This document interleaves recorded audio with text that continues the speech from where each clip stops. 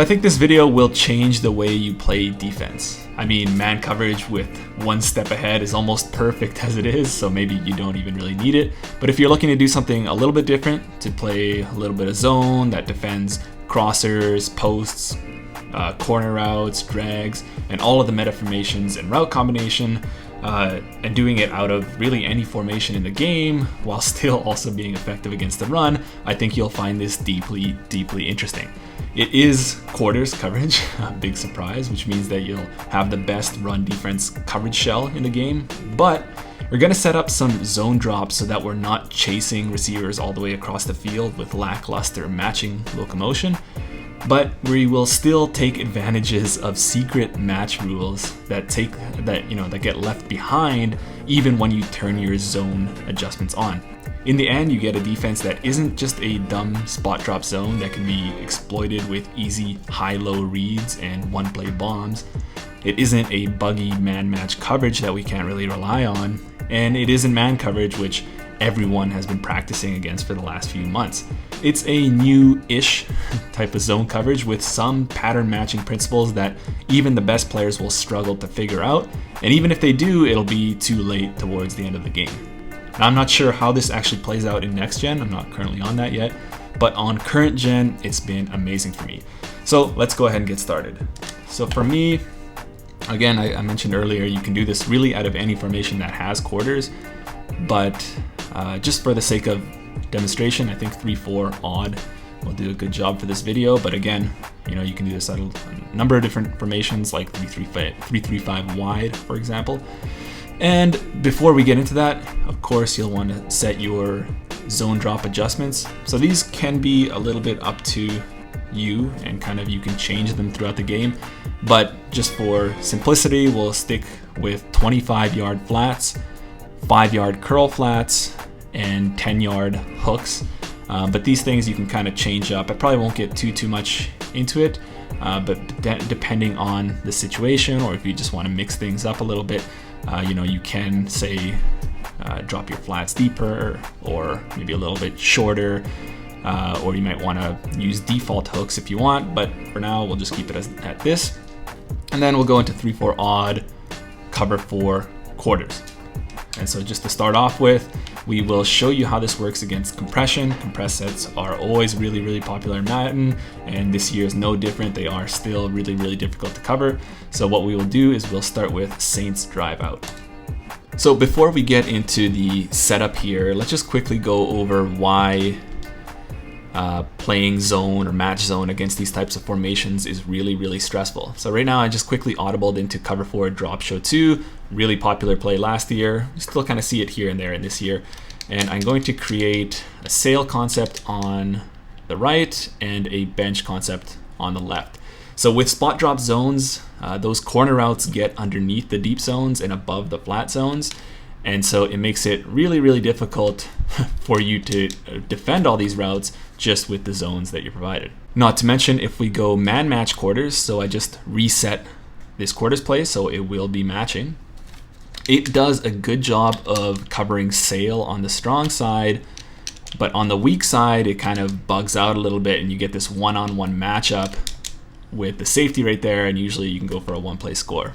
With match quarters, there's a number of crazy things that you can do to make it work, but it is a lot of work, and it can be a headache, especially dealing with motions and flipping and things like that. So what I've ended up just doing is coming out of quarters and setting my zone drop adjustments as mentioned before, and I will put the corners into those deep flat zones. So then you have these guys playing the short flat, these guys playing the outside, intermediate zone area. These guys playing deep, but their roles are very, very interesting, and we'll get into that shortly. And in the middle, you can mix it up a little bit. I'll probably get into this towards the end of the video, but one thing you can do is just globally zone on all your linebackers, and you get 2 nice hook zones in the middle there. And then the other thing I'll do is I'll press on every play. The reason why I press is so those deep cloud flats they sink essentially later, so that they can cover the corner routes and then cover the crossing routes deep. So if I keep them backed off, With a 25-yard depth, you can still kind of squeeze in those corner routes underneath them. But if we press it, it's much, much harder. So now, if I create the same kind of thing, this might take a little bit of time. So we got sail on that side, and then we got some sort of a bench on this side. And if we do the exact same thing right here and we try to throw that, well, then we have a corner waiting to pick that off or make a play on the ball. So obviously, you know, we have the flat from the running back. He's taken by this guy. We have this corner route. It's taken by the corner over here. The safety takes the vertical, and we already showed on the weak side, the corner gets covered and the flat route gets covered as well. So what you're doing is on every possible play, you are covering the parts of the field that people want to attack, right? They want to attack the flats or the sidelines because that's not where your user is. And traditionally, we haven't really had the tools to defend those areas until this year with the zone drop adjustments. And in the middle, there doesn't happen to actually be any routes, but you know, we'd have a user defender coming down on any hooks, check down routes, anything like that, or if they're trying to hit a post in this area, we're there to clean things up. In this case, we didn't really have to do anything. Now, when I was running this, what I found weird was why was I was never really getting exposed in that deep sideline area there where we don't have any deep zone defenders. So when we are coming up against something like this, where we have that, you know, we have that route to the flat, and then we have this deep corner route that gets outside the safety and above the corner, you would think that this would, get open here. But what happens is that the safety actually matches him all the way to the sideline. So that is really, really useful to us. Now, like we would think that with our zone drop adjustments that all matching principles would be taken out, but these couple of ones stick in there and they're really, really useful to us. Now, if we are running, you know, corner routes or posts or crossers, things that are traditionally matched by man match quarters, they actually won't match those, right? And we don't actually want them to because they tend to have bad locomotion transitions and they're just trailing those guys, and those are still easy receptions for the offense to make. They're letting those guys, they're passing it off to those deep flat zones, and then only picking up in that situation where we don't have don't technically have a deep zone defender over there. So it's really, really interesting and really, really useful to us. Now, if we try this same thing out of cover 4 drop, out of any formation, or if we do it out of palms, that safety won't match the same way. So right here, same thing, he'll kind of just let him run by him, and then you'll have a little bit more space and actually get that catch off. Now, you could say that this is similar to just running cover 2 and putting these guys in the flats right here. So you have similar thing where you have 2 hook defenders, 2 flat defenders on each side, and then 2 deep defenders, and these guys can cover the sideline over there, but now you're also giving up the deep middle of the field with Tampa 2. So if you're a user defender, you would have to cover the hook here plus the deep area in the middle, or you might even have to sacrifice this guy over there to get that. So, you know, whereas this new kind of crazy cover 4 spot drop with a mix of zone match principles will cover the inside first and then cover outside if need be. And then plus, you know, and actually might need to contain these guys just so the pass rush doesn't come in. But even still, with the cover 2, those safeties don't tend to do a great job. And in a lot of cases, you can actually still throw that over here and complete that anyway. So really, this new defense is the best. Now, what happens if we have a smart opponent right here that sees that we have no technical zone defender in the deep sideline area? Well, they might just motion this guy out, put him on a fade or a streak. This guy, we can just flat him for the sake of demonstration here. Again, we don't have any deep zone over there, but let's just watch how this works out. So the safety notices that, and then he picks him up all the way over here and then makes a play. He got aggressive caught on, but he's there to make a play. Whereas now, if we are to do the same thing but add a cover 4 drop show 2, we press that corner down, we move this guy out. Everything's the exact same except we're doing this at a cover 4 drop show 2. that safety will just let him run right by him, and he's completely free for that easy one-play score. So obviously with the one caveat that if you are coming up against, somebody with a deep ability like Mike Evans, you might want to have, in general, I'd say you want to have as much speed at your safety spots as possible, which I think people in Ultimate Team will tend to do. And then you might also want to put a deep out knockout ability, but it's not necessary. I don't even run it on my guys, and they're totally fine. So as long as you're not getting aggressive caught on, you're totally fine. The other thing is that if you're running this out of nickel sets, these guys align a little bit further out and a little bit deeper by default, so that's nice. You don't want these guys way down. If this guy's, when you press at a 3-4 odd, these guys go way ridiculously short here, and they won't be able to catch up. So just make sure that the safeties stay relatively deep, unless you get closer to the end zone or the red zone area. Then you can be a little bit tighter, a little bit more aggressive. In fact, it's probably better in that case. But in the regular field of play, keep those safeties a little bit deeper so that they can convert that match and they can go out there and make a play. And in a lot of cases, what ends up happening is that you end up, because of the press and because of you don't technically have a deep zone defender out there, it ends up baiting a lot of people to do these types of route combinations, thinking that they'll get that one-play score, but then your safety will come and make a play and you can pick that off, or they see that safety come in and make a play and then they hold onto the ball and it's a sack. So a lot of cases, for me, I'm running into a lot of third and very long or fourth and very long, in which case I'll just go to Tampa 2, protect the sticks, something like that, and then get the ball back and I'm on offense. Okay, and let's move on to some other formations. Right here we have gun bunch, Z spot. This defense is particularly really good against gun bunch. And we'll just show you that right here really quickly with Z spot. And what we'll do is we'll fade the outside guys. We'll even motion this guy out just to show you how this works even against some of these more spread out looks, though there are a few caveats to that, and we'll get into that towards the end of the video. I think it's really important to go over. And then we'll just do the same thing. We'll press our corners, try to keep our safeties high, and then in the middle we can do whatever we want. And again, this is the route combination, and we'll just show you how it plays out. So right here, we try to throw it over here, and we don't get anything there. So just going over the replay, obviously the back to the flat is running right into this 5-yard curl flat. He has nothing there.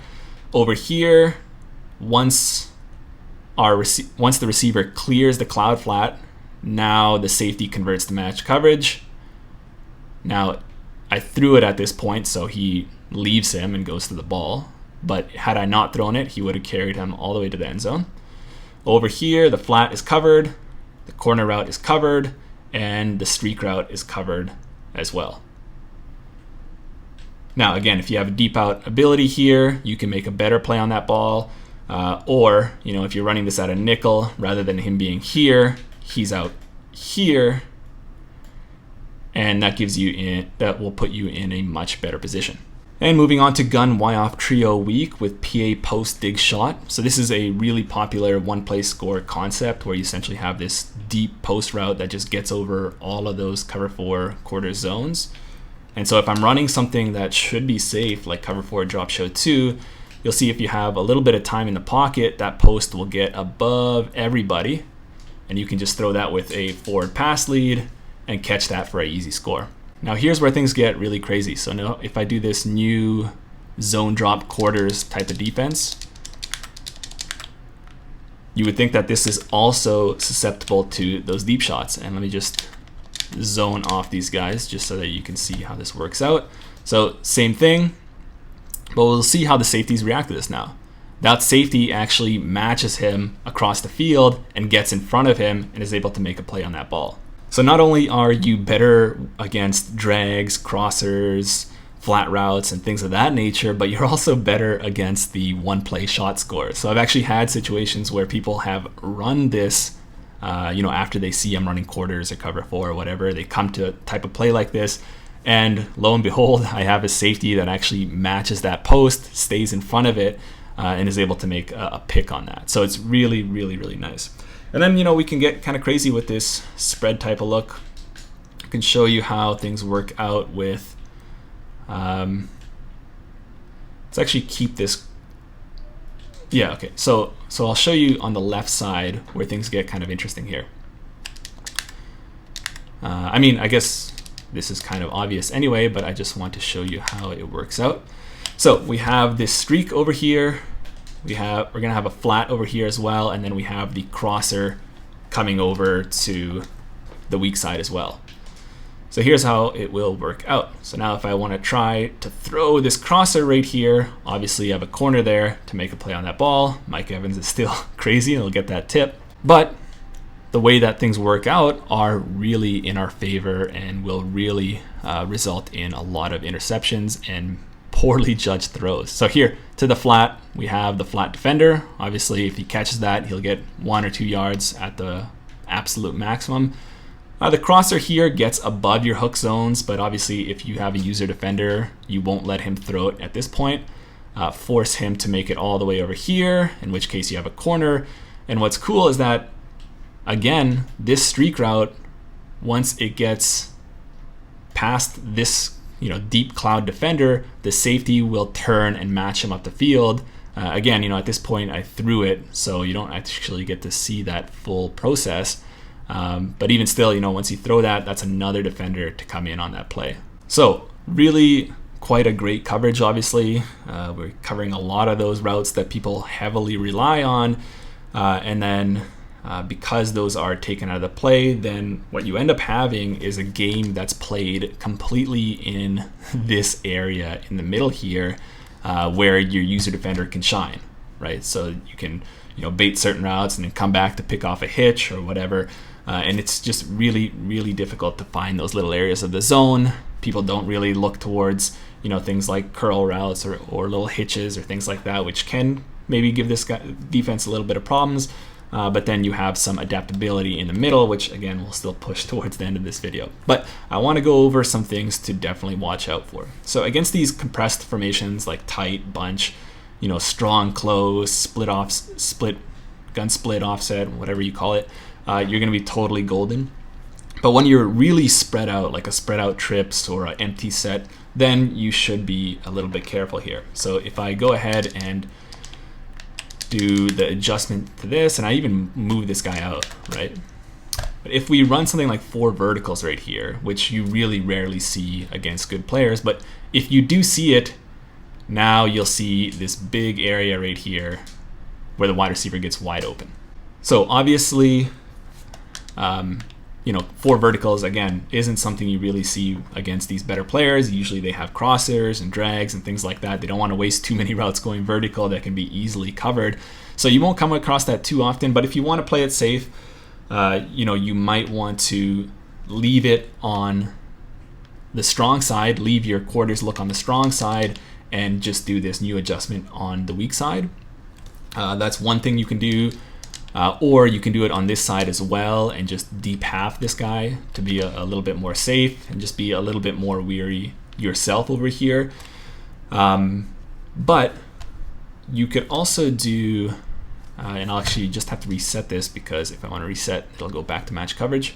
So one thing you can do to combat this, and this is actually really quite interesting where I don't think this is intended at all, the type of coverage, I've kind of dug it out of the dirt, but a lot of the match coverage logic that is actually pretty sound in terms of how these defenders pass off their assignments still carries over pretty nicely right here. So if we go and man up our guy on number 2 right here, keep this guy in a deep flat right here, and we even say man up on number 3, this safety knows that any verticals from 3 or 2 are covered by these man defenders, so he doesn't have to worry about them at all. He can look to number 1 immediately, and I'll just kick him out to a regular nickel alignment right here so he's not inside too much.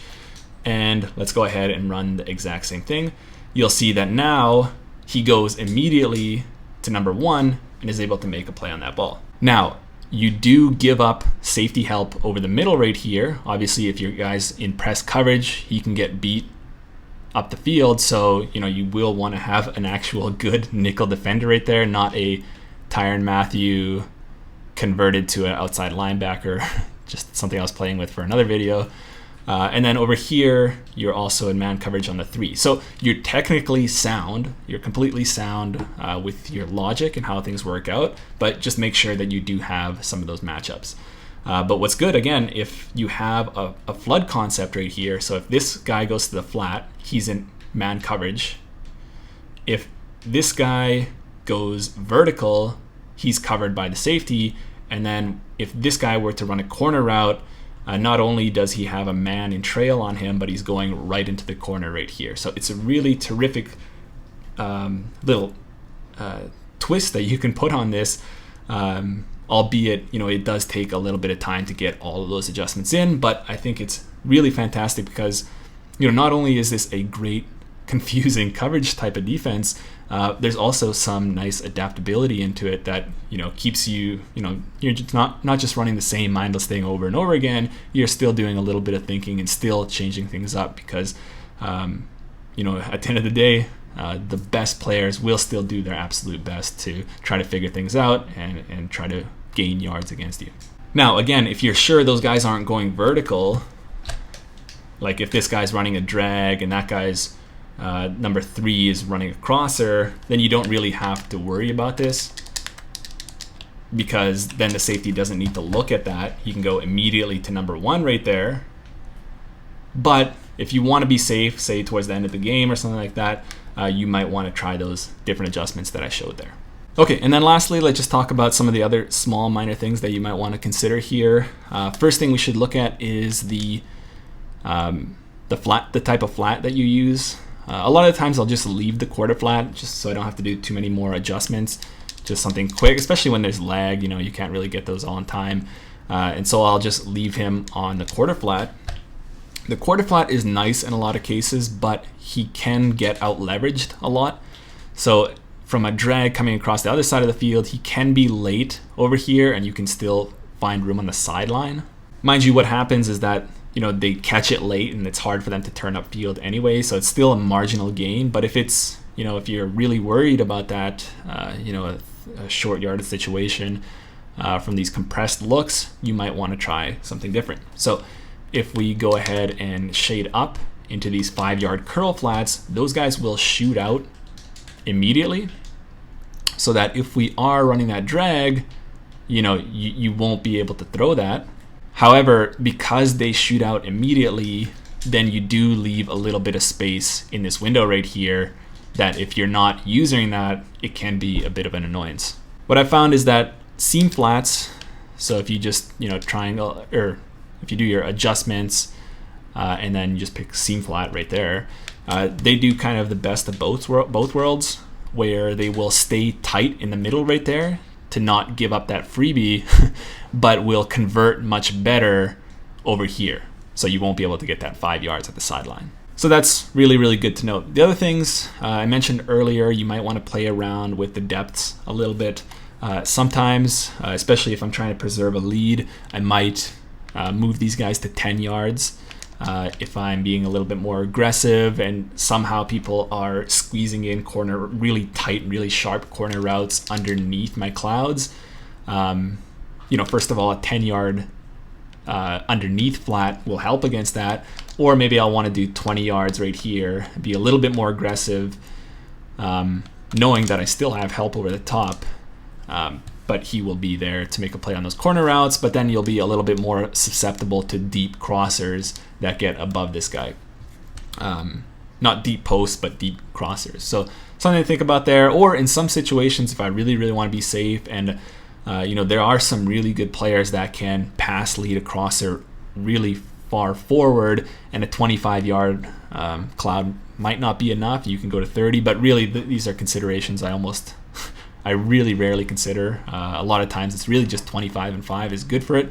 But I might play around with that. And even actually when I get closer towards the red zone, that doesn't happen very much. But if I do, then I might tighten up a little bit more to be a little bit more tight on those sidelines. So those are the flats. The hooks, you have a number of adjustments. I mean, with the safeties, you're really just always leaving them, obviously. You want that great matching behavior. From the hooks, you can do a number of things, and again, it kind of depends on what formation you're in. If you're in a 4-down set, this guy will be on the line. But but you know, it doesn't change too much. I like as a default just to keep the hooks there, 2 hooks, or you can leave this guy to blitz if you want. You can leave him out as a safety. You can leave this guy as a 3-rec, and this guy, you could be your, you know, freelancing user defender. You can man this guy up on certain problem routes if you want. You know, you could leave these guys to do their thing, and then you could use their D-line, which is a really, really good option as well. What else can you do? You can do a kind of high-low type of thing where you have a mid-read up here and a 3-rec or a spy down here. And then you can play again with your adjustments as well. If you want to be safe, I'll tend to leave those on default, so then they can kind of climb a little bit with the routes as they develop. On my default, I'll keep them at 10 yards, so they can kind of break on slant routes, run over the field, but still not being too short that you get hit over the top really, really easily. Or if I'm getting closer towards the end zone, or if it's a 3rd and short, 4th and short, I'll even go to 5-yard hooks, just to mix it up a little bit. And if they are trying to hit those slants underneath, it won't be open, obviously. And then, you know, what I'll do is when it gets to 3rd and long, I'll simply just go to Tampa 2, and I'll keep this guy in a deep middle, and I'll get another guy in on the mix as kind of a rat defender in the middle. So you have, rather than 2 hooks right now, you have 3 hooks plus this post defender. You don't have these low flat zones like you have in the cover 4 version, but for 3rd and long, 4th and long, you don't really need that. And then when it gets to 3rd and really long or 4th and really long, then I would just protect the sticks. And so all of these zones are going right at the sticks, to make sure that, you know, they don't hit any dig routes or anything like that. And then you can also mix up a situation where you have 2 flats on one side and just 1 flat on one side where you don't really expect a short route or something like that. You know, say even in a situation like this, you can go. Now this is getting really quite crazy, so I might just want to reset this. So yeah, you can, you know, still put these guys out here. You have your nice quarter zones, you have your nice hooks, and then you could potentially, if you want, spy this guy if you don't think there'll be a flat route to that side, or add him in on the blitz, or you could user him yourself and be a 3rd hook defender if you want. You know, there's really a lot of adjustments like that, like I was saying. So it's not only just a great base coverage, but there's some adaptability to deal with some things that you might see. So that's it for this one then. Definitely let me know how it goes. I'm having a ton of fun with it. Obviously, it's great to make stops on defense. I think this is a lot more reasonable than running, you know, just straight up man match quarters, and then, you know, something different than man coverage if you don't want to be like everybody else. Okay, so that's it for this one, guys, and I'll see you guys in the next one.